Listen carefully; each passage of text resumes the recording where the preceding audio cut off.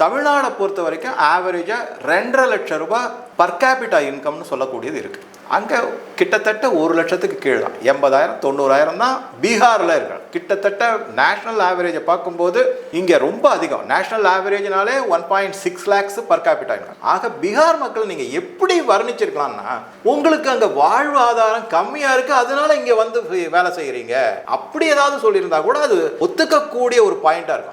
ஆனால் எவ்வளோ கேவலமாக பேசினாங்க.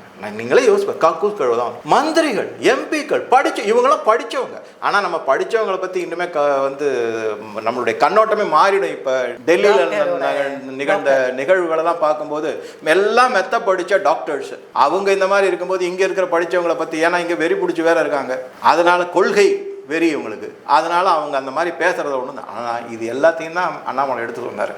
ஒவ்வொருத்தர் பேரையும் சொல்லி சொல்லியிருக்காரு. அது நிஜமாவே நான் வரவேற்க வேண்டிய, நானும் பார்த்தேன் அந்த வீடியோ, ரொம்ப பிரமாதமாக இருந்தது.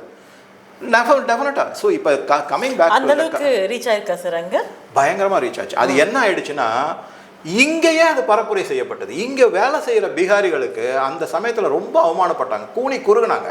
என்னடா இப்படி பண்ணுறாங்க, ஒரு நம்ம நான் இன்னைக்கு சொல்கிறேங்க, பீகாரிஸும் யூபிகாரங்களும் இன்னைக்கு வந்து தமிழ்நாடு, கர்நாடகா மற்றும் மகாராஷ்டிராலேருந்து வெளியே போயிட்டாங்கன்னா